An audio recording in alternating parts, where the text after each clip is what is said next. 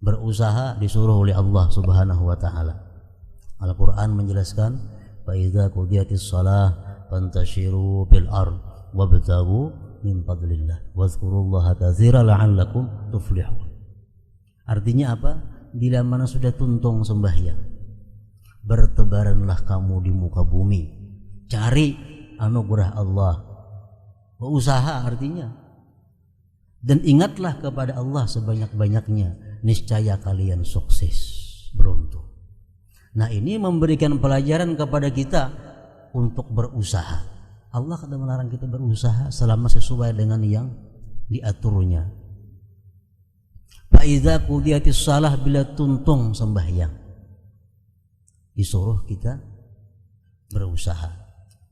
Dalam berusaha disuruh ingat kepada Allah sebanyak-banyaknya, niscaya tuflihun, sukses. Nah, jadi aturan orang berusaha itu turun daripada rumah, hendaknya sembahyang dahulu, turun pada rumah berdoa dahulu, Allahumma rzuqni rizqan wasi'an halalan thayyiba yu'inuni ala ibadatika wa ta'atik. Ya Allah, berilah aku rezeki yang halal, yang luas, yang membantu aku untuk taat dan ibadah kepada Engkau. Nah, hanya turun mencari rezeki.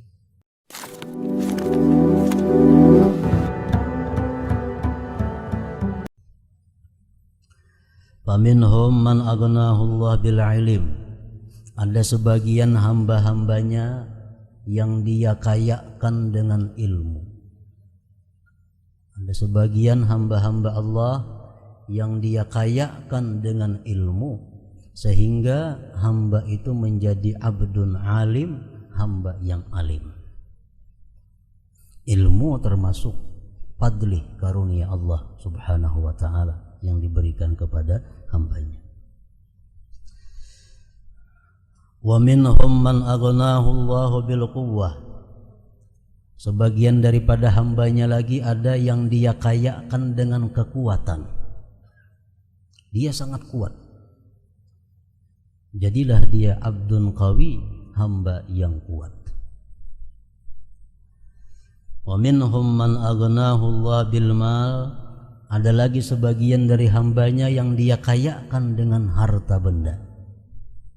Maka jadilah hamba itu namanya abdun ghani, hamba yang kaya. Wa minhum man aghnahu bighairi dzalik, dan sebagian lagi yang Allah kayakan dengan selain demikian itu. Wa minhum man aghnahu Allah bikulli syai', dan sebagian daripada hambanya yang dia kayakan dengan segala sesuatu. Segala sesuatu Allah kayakan dia. Habibihi sallallahu alaihi wasallam, seperti kekasihnya Rasulullah sallallahu alaihi wasallam. Rasulullah adalah hamba Allah yang Allah kayakan dengan tiap-tiap sesuatu. Rasulullah sallallahu alaihi wasallam Allah kayakan dengan ilmu, sehingga beliau berkata, ana madinatul ilm, aku adalah kotanya ilmu, aku adalah gudangnya ilmu. Nah, ini Rasulullah dikayakan Allah dengan ilmu. Rasulullah juga dikayakan oleh Allah dengan kekuatan. Rasulullah sangat kuat. Dalam satu riwayat dikisahkan waktu terjadi perang Khandaq pada tahun keempat Hijriah. Perang Khandaq ini adalah di mana orang-orang Yahudi bersatu dengan orang-orang musyrik untuk menyerang kota Madinah. Orang-orang musyrik yang ada di Mekah, orang-orang Yahudi yang ada di mana-mana berkumpul, bergabung untuk menyerang kota Madinah. Sampai berita kepada Rasulullah rencana mereka itu, maka Rasulullah pun mengundang sahabat-sahabatnya bagaimana cara menghadapi mereka itu. Disinilah terkenal nama sahabat Rasulullah yang bernama Salman Al-Farisi. Salman Al-Farisi memberi saran kepada Rasulullah agar kota Madinah itu dibikin sungai, dibikin Jadi kota Madinah dikelilingi dengan lubang yang besar. Jadi di Tabuk sekeliling Madinah itu. Di waktu para sahabat menabuk di sekeliling Madinah itu, yang di Tabuk nih, kota Madinah itu tanahnya karas, ada macam di sini. Nah, sehingga waktu menabuk itu para sahabat ada menemui batu yang putih yang sangat besar dan sangat keras. Sahabat siapa yang paling kuat supaya kawa memecahkan batu itu, kata kawa. Sahabat saya kung dipanggil, angkat tangan. Sahabat anu diambil, kapaknya pecah. Akhirnya sahabat menyuruh Salman Al-Farisi mendatangi Rasulullah SAW. Bagaimana ini, apakah kita liong aja kagutnya ini atau diranjah juga ke batu itu? Akhirnya Rasulullah SAW turun ke tempat itu dan Rasulullah mengambil kapak. Kalau beliau kapak batu itu menjadi belah tiga. Nah, disinilah para sahabat mengetahui bagaimana kekuatan yang dimiliki oleh Rasulullah SAW. Beliau termasuk hamba Allah yang Allah kayakan dengan kekuatan. Beliau tidak perlu kepada kekuatan orang lain karena beliau sendiri sangat kuat. Dan lagi Rasulullah SAW dikayakan oleh Allah dengan harta. Rasulullah sangat kaya dengan harta, tapi beliau tidak mengumpul harta. Beliau orang yang sangat kaya dengan harta, tapi tidak menumpuk-numpuk harta. Di mana kayanya beliau ini dengan harta, apapun yang beliau kehendaki jadi. Laut beliau minta memuntahkan permata, memuntahkan mutiara, laut pun akan memuntahkan permata dan mutiara. Kalau beliau minta gunung supaya menjadi emas, gunung jadi emas. Jadi beliau Allah kayakan dengan harta dan dengan segala sesuatu. Minhum man agnahu Allah bikulli syai', sebagian daripada hamba Allah ada yang Allah kayakan dengan segala sesuatu, ka habibihi sallallahu alaihi wasallam, seperti kekasihnya Rasulullah sallallahu alaihi wasallam. Walakinnal ladzi agnahu Allah la yatasawwaru ghaniyan mutlaqa bal yahtaju ila Allahil mughni. Tetapi orang-orang yang dikayakan oleh Allah, baik dikayakan Allah ilmunya, baik dikayakan Allah kekuatannya, dikayakan Allah Subhanahu wa taala hartanya, mereka tetap tidak bisa terlepas daripada Allah, tetap berhajat kepada Allah Subhanahu wa taala yang Maha mengayakan. Para muhibbin rahimakumullah. Firman Allah Subhanahu wa taala yang berkaitan dengan namanya Al-Mughni. Idz qala li abihi ya abati lima ta'budu ma la yasma'u wa la yubsir wa la yughni anka syai'a. Nabi Ibrahim berkata kepada bapaknya, ya abati, wahai bapakku, lima ta'budu, kenapa engkau menyembah Tuhan yang tidak bisa mendengar, wala yubsiru, dan tidak bisa melihat, wala yughni anka syai'a, dan tidak bisa mengayakkan sesuatu juga pun daripada engkau. Ini orang yang menyembah berhala. Berhala disembah, padahal berhala mendengar kada, melihat kada, membantu apa lawan kita kada bisa, apalagi mengayakkan kita. Lain halnya kita bertuhan kepada Allah Subhanahu wa taala, mendengar, melihat dan Maha mengayakkan. Firman Allah lagi dalam ayat yang lain, iyakunu fuqara yughnihimullahu min fadlih wallahu wasi'un alim. Artinya jikalau mereka itu fakir, Allah kayakan mereka dari karunia-Nya. Sesungguhnya Allah itu maha luas perbendaharaannya dan maha mengetahui akan segala-galanya. Nah, ini ayat iyakunu fuqara, jikalau mereka itu fakir, miskin, Allah akan kayakan mereka. Ini ayat diturunkan oleh Allah setelah Allah Subhanahu wa taala menghimbau kepada orang-orang yang beriman agar mengawinkan anak-anak mereka yang perempuan. Wa ankihul ayama minkum. Kawinkan kawinkan putri-putri kalian itu. Lalu bagaimana kalau orang-orang yang melamar ini fakir? Orang yang melamar ini miskin. Allah menurunkan iyakunu fuqara, jikalau mereka itu fakir, nanti Allah yang akan mengayakan mereka. Pokoknya jangan sampai lamaran itu ditolak karena kefakiran seseorang. Nah, para muhibbin rahimakumullah,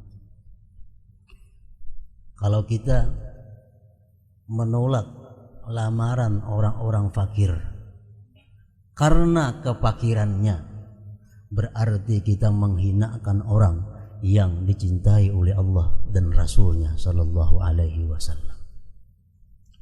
Umpamanya ada orang melamar anak kita, melamar keluarga kita, yang melamarnya orangnya fakir, lalu kita tolak karena dia fakir.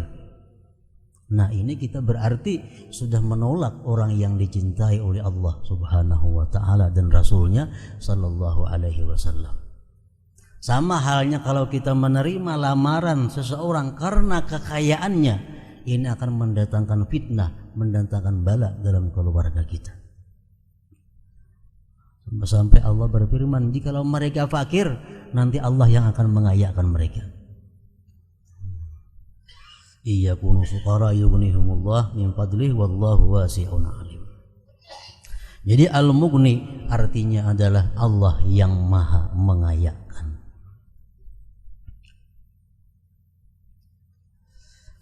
Al-mu'min bismillahil mughni ay yastaghniya billahi rabba wa bihi razika wa mun'ima wa bihi mu'ina wa syafiya. Orang yang beriman percaya dengan nama Allah Al-Mughni, yang maha mengayakan.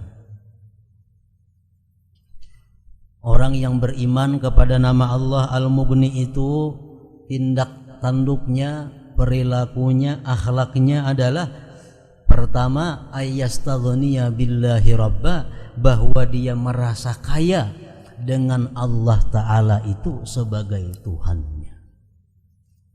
Dia merasa kaya karena bertuhan Allah. Nah, itu. Dia merasa kaya bertuhan Allah Al-Mughni yang maha mengayakan. Wa bihi razikan wa mun'ima, dan dia merasa kaya dengan Allah yang memberikan rezeki dan yang memberikan nikmat. Wa bihi mu'ina wa syafiya, dan dia merasa kaya dengan Allah yang menolonginya dan menyembuhkan dia. Nah, ini akhlaknya, perilakunya orang-orang yang beriman kepada nama Allah Al-Mughni yang maha mengayakan. Nah, maksudnya macam apa? Dia merasa kaya dengan Allah sebagai Tuhannya. Para ulama menafsirkan yang demikian itu, wa dzalika bi ayyuti Allah haqqa ta'atih, bahwa dia taat kepada Allah sebenar-benar taat. Artinya apa? Menempatkan taat kepada Allah di atas taat segala sesuatu. Kenapa? Karena dia merasa kaya dengan Allah sebagai Tuhannya. Nah, para muhibbin rahimakumullah, perkara taat ini adalah kita seorang anak. Seorang anak ini diwajibkan taat kepada kedua orang tuanya. Wajib taat kepada kedua orang tuanya. Tapi apabila perintah orang tua atau arahan yang diberikan orang tua kepada kita tidak sesuai dengan hukum Allah, tidak boleh kita taat kepada orang tua. Nah, ini ngarannya apa? Menempatkan taat kepada Allah di atas segala-galanya. Biarha disariki kuitan, biarha diusir kuitan. Kenapa? Karena aku menantang sidin. Karena sidin mengarahkan aku kepada nang kada baik, aku kada mau. Aku sudah cukup terkaya dengan Allah sebagai Tuhanku. Nah, ini perilaku-perilaku para sahabat Rasulullah SAW dahulu kala, yang anaknya masuk Islam, orang tuanya belum masuk Islam. Nah, mereka diusir oleh orang tuanya, mereka disiksa oleh orang tuanya, tapi sedikit pun kadang merubah keimanan mereka. Kenapa? Sebabnya karena mereka tidak perlu kepada orang tuanya. Mereka sudah merasa kaya dengan Allah Ta'ala sebagai Tuhannya. Nah, ayastaghniya bi rabbihi, ayastaghniya billah rabbah. Jadi taat kepada orang tua dituntut, itu kewajiban, selama tidak menyimpang daripada ajaran-ajaran Allah Subhanahu wa Ta'ala. Umpamanya kita mempunyai kemampuan untuk naik haji, kita minta izin kepada orang tua jangan naik haji, boleh dilanggar. Kenapa? Sebabnya karena ini sudah kewajiban. Haji itu fardu ain hukumnya kalau kita punya kemampuan. Nah, kita menuntut ilmu agama, bapadah lawan kuwitan manangati, kada perlu dihiraukan larangan orang tua. Menuntut agama adalah menuntut ilmu agama, satu kewajiban bagi kita, walaupun bertentangan dengan kehendak kedua orang tua. Nah, lain yang fardu kifayah itu masih kuwitan diutamakan. Misal kita berjihad fisabilillah, nah itu mesti izin daripada walidain, kedua orang tua, karena itu fardu kifayah. Kemudian lagi ta'atuz zauj, perempuan dituntut taat kepada lakinya, taat kepada suaminya. Selama apa? Selama laki ini, suami ini kadang mengarahkan atau kadang memerintahkan kepada istrinya sesuatu yang dilarang oleh Allah Subhanahu wa Ta'ala. Kalau si laki-laki ini menyuruh istrinya untuk maksiat kepada Allah, si perempuan ini jangan taat kepada laki seperti itu, walaupun akhirnya dicerai oleh suaminya, kada jadi masalah. Kenapa? Karena dia kada takut, karena dia punya Allah Tuhan, karena dia sudah kaya dengan Allah sebagai Tuhannya. Nah, itu maksudnya.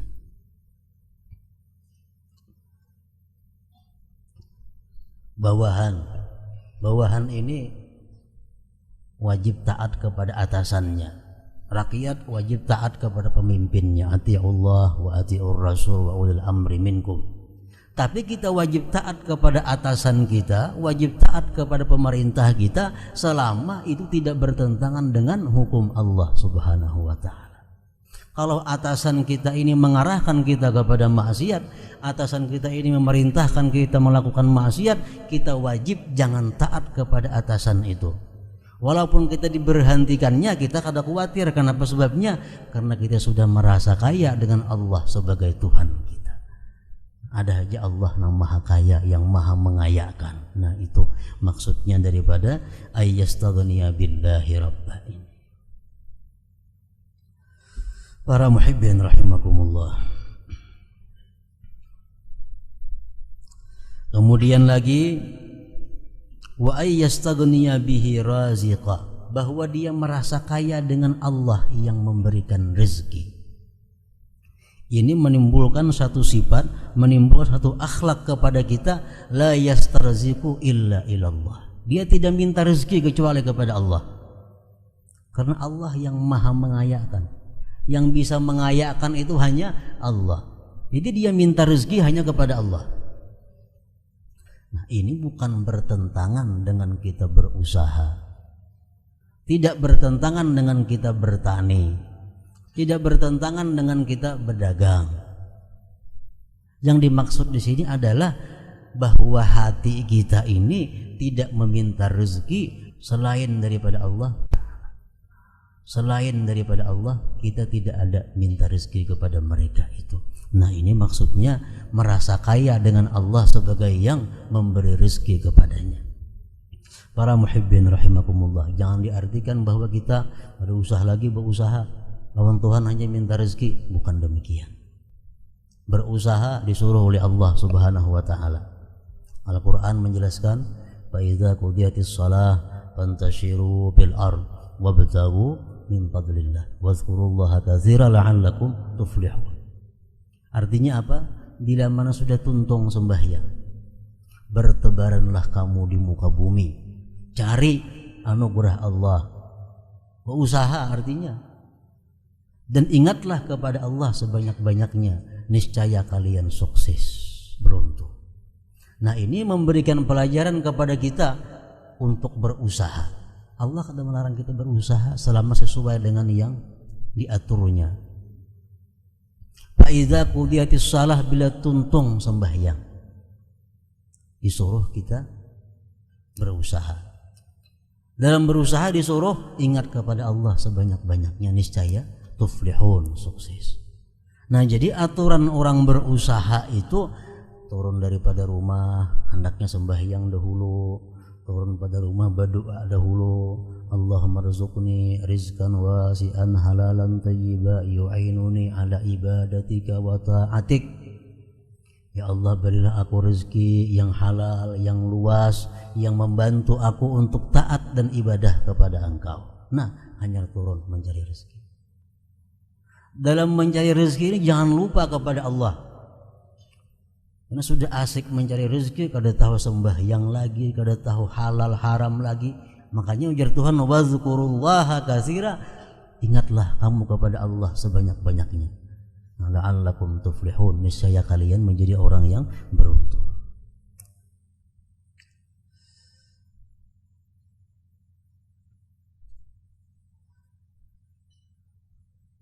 Kemudian wabihi mu'ina, dia merasa kaya dengan Allah Subhanahu wa ta'ala yang menolong dia.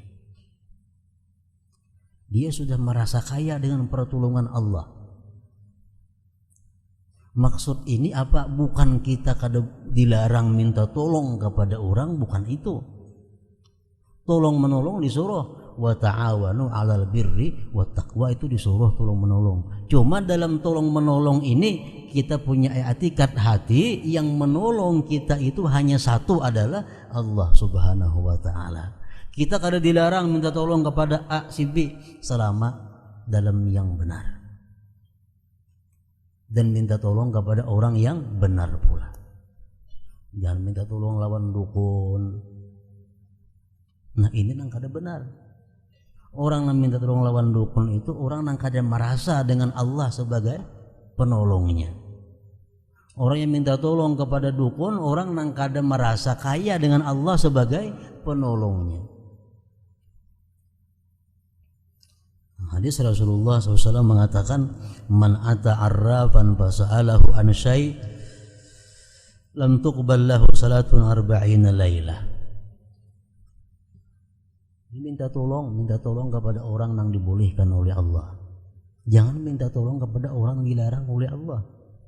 Allah kada menolong, kada melarang kita minta tolong, asal dengan sebenarnya. Jangan minta tolong lawan dukun. Ujar Nabi kita, siapa mendatangi kepada arrafan. Arrafan ini orang yang bisa menangguh sesuatu yang telah lalu. Datang kita kepada arrafan, lalu kita bertanya sesuatu lawan inya, 40 malam sembahyang kita ditolak oleh Allah Subhanahu wa ta'ala. Kenapa? Kita minta tolong kepada orang yang salah. Kita kadang merasa kaya bahwa Allah menolong kita. Arrafan itu orang yang bisa menangguh yang telah lalu. Misalnya kita ada tabulirit barang, tabulirit harta, kita datangi dukun, aku tabulirit tadi, nah kira-kira di mana andaknya itu. Nah, kita menakut-nakan itu lawan si arrafan tadi, membahayakan kita. Atau kita kehilangan harta benda, kita datangi arraf, kita datangi si dukun ini, tadi kehilangan benda, siapa yuk kira-kira ma anu. Nah, si dukun tuh kada jauh kula ikam juga. Akhirnya napa kayaknya curiga mencurigai, dawa mendawa, karena ulah si dukun ini. Nah, makanya jadi man ata arrafan fasa'alahu an syai' la tuqbal lahu salatu arba'ina lailah. Allah kada menerima sembahyangnya selama 40 hari, 40 malam. Anda mengatakan pintu tobat ditutup selama 40 hari, 40 malam. Jangan macam itu. Jadi kalau kita kehilangan, jangan datang kepada dukun, minta doa kepada Allah, berdoa kepada Allah agar barang yang hilang itu dikembalikan, amunnya baik, amunnya kada baik digantiakan lawan yang lebih baik daripada itu cukup sudah. Agar kita kehilangan, kita kena musibah, kada usah datang ke situ kamari memanjangi masalah. Kita lawan Allah Ta'ala berdoa atau minta doa akan kepada orang soleh agar yang hilang itu amunnya baik kembaliakan, amunnya kada baik gantiakan yang baik pada itu. Cukup sudah.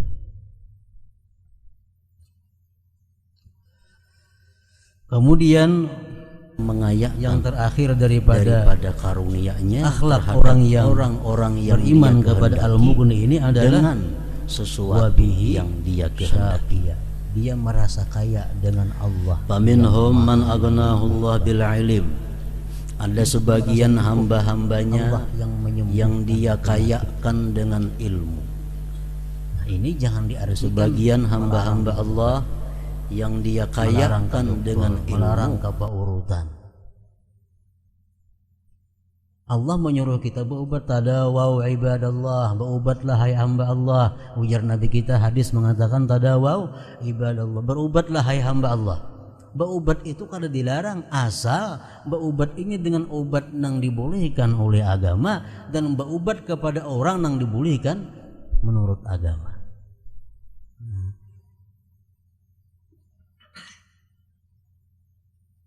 Kalau kita sudah berubat dengan obat yang dilarang oleh agama, atau kita berubat kepada orang yang dilarang oleh agama, berubat kepada penambaan.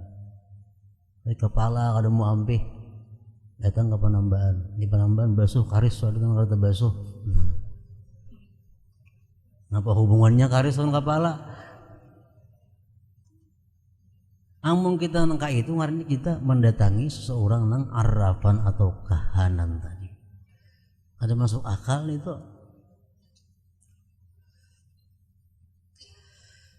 Nah, kita berubat disuruh oleh Allah. Cuma ubatnya ini ubat yang dibolehkan oleh Allah dan kepada orang yang dibolehkan oleh Allah. Jangan sampai obat kita ini yang kita makan obat yang diharamkan oleh Allah Subhanahu wa taala. Bila kita minum obat yang diharamkan Allah, bukan hanya kesembuhan yang kita dapatkan, tapi menambahi bala bencana yang ada pada kita. Contohnya apa? Contohnya khamar. Khamar itu adalah satu minuman yang memabukkan. Ini kada bisa diulah obat. Ada obat sedikit pun mengandung khamar, itu kada akan bisa menyembuhkan.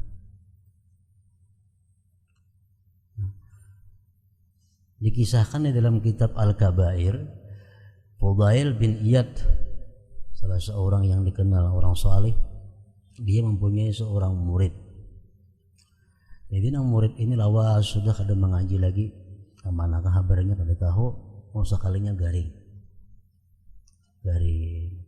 Diilangi oleh Fudail, si murid diilangi oleh Fudail. Rahatan Fudail ini mengilangi muridnya dalam keadaan sakaratul maut, parak mati. Jadi dia Fudail, dia baca la ilaha illallah, baca la ilaha illallah.